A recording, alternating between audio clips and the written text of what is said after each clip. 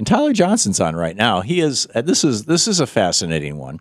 He is the founder and director of the Dead Raising Team over at One Glance Ministries. The website is deadraisingteam.com. Tyler, welcome to the program. Thank you, Tom. You can raise people from the dead? I can't. Jesus can. Have you done it yet? We have. We've had 11 people brought back to life. Do you have any of them with you to tell us about it? I don't. There's an empty room here. Sorry. Do you have their names and information published so that anybody independently can verify it? I don't have them published. I do that intentionally. We used to do that in the past. We started this probably 6 or 7 years ago, and when we did that, we actually found that those people paid quite a price. They got, I guess you could call it persecuted for the fact that a miracle had happened in their life. So we've just made it a policy now that we don't share that information publicly, even though it looks like, I'm sure I know how that looks to people that don't believe, It very much looks like you're just making this up. Yeah. Totally. I get that. It's fine. Okay.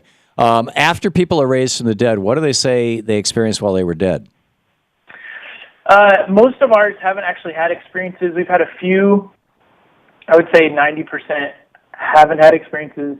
Just a few have. So they basically the world goes black, and then all of a sudden they're back.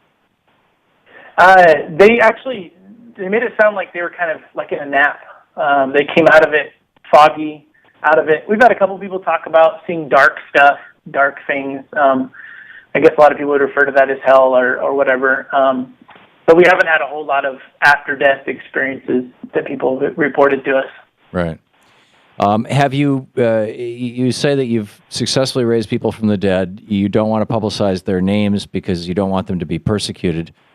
That provokes two questions. One, might you provide those names under veil of anonymity, or would those people be willing? I mean, I would think, hey, I'm alive now. I used to be dead. I would certainly be willing to talk to a scientific researcher or my physician or something who can testify to my having come back. I mean, do you have any kind of independent third-party verification that protects the anonymity of your raisees? We've never tried the anonymous thing. That would be a good idea. The main thing though is, Tom, I don't really care about convincing people about this. It's not my intent in doing this. People think that we're out there to convince people about. Well, if you're gonna look for dead people to raise, wouldn't it be useful if people thought that you actually could and that you weren't just hustlers?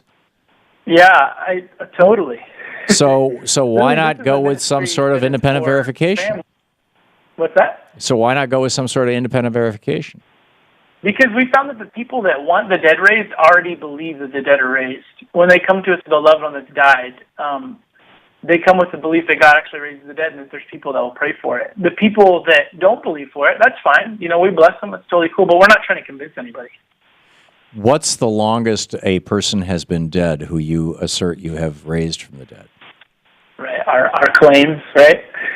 Well, I can't say anything else because you're providing me with no evidence whatsoever. So I had to phrase it that way. That's why I'm suggesting that if you're really not just a hustler, that you put some proof on the table. Well, Tom, what will I be hustling? The last couple of weeks we got interviewed by BBC. We caught a lot of flack for it. What would we be hustling? What do I gain out of going and praying over someone's dead body? Do I charge them? No. Do we charge them for this? No. This is something we do. I have no idea, Tyler, what your business model is. I mean, I know right now you're sitting in front of 3 million people who might all buy a book that you write. Maybe Simon Schuster would be willing to hustle some money or to shovel some money at you. I have no idea. It's just I'm telling you, anybody on the outside, I would think even believers would say, if you're going to make that kind of claim, how about some transparency on this thing? But back to my earlier question, because we've already kind of litigated that. Back to my earlier question, what's the longest somebody's been dead and you have raised them from the dead? This was in the womb. I don't know if that counts to you or not. What I found is that when we tell stories, sometimes people just disregard things. There was a baby that was dead, according to the doctors, for a few weeks in the womb, and the baby came back. Right. As far as outside the womb, we've had people that have been dead for a few days and come back. But I believe that we can have a whole lot more than that. I think people can be dead a lot longer than that, because the reality is that nothing's impossible. What have these people typically died of? It's any varying different things. Well, you said you've raised, what, 13 people from the dead, you said? 11. 11, okay.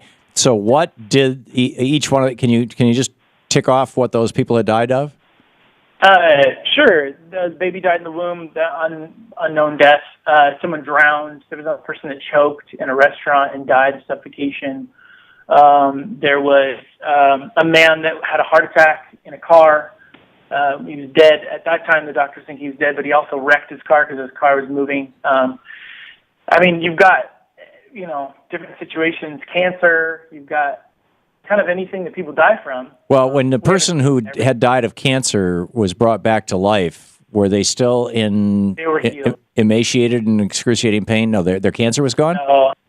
We don't pray for half miracles.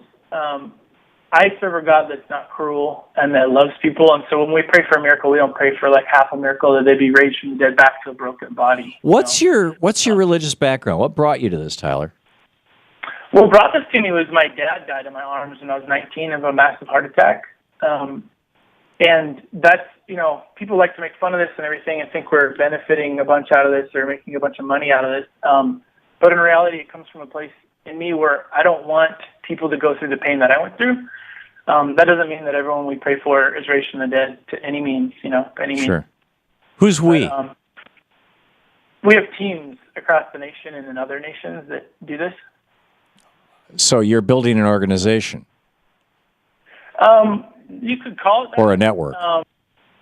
Yeah, we like to call it like a web of people. We just basically want people in every city in the world that are available to pray for the dead. Is there I like your No, I find it all fascinating. You're building a little empire here. Is there an entry fee? I mean, if I wanted to join, what do I do? There's not an entry fee. So I sign up at your website? Pay like a monthly fee or anything like that. Okay. So how do I become a dead raiser? Is there a word for yourself, by the way? What's that? What do you call yourself? I call myself a son of God. The Son of God or a Son of God? Hey, nice try. Hey, just like you are too, Tom. Yeah. Okay. Well, yeah, Jesus was pretty clear about that, Know ye not, you're the sons of God. Okay, so if I wanted to join your network, do I have to demonstrate I can raise people from the dead, or do I just join the network and then you teach me, or what? Well, what we do is we just go to a city and we do a training, and people can come to the training and get trained, and if they want to be a part of a team, they can. Basically, if there's interest in a place, we try to get there and do it. Interesting. And I'm assuming I can make a donation to your organization. I don't really care if you do or not. You can if you want. Yeah. Doesn't matter to me. Okay. Tyler Johnson, it's a fascinating phenomenon. DeadRaisingTeam.com. Tyler, thanks for being with us today. Thanks, sir. Good luck.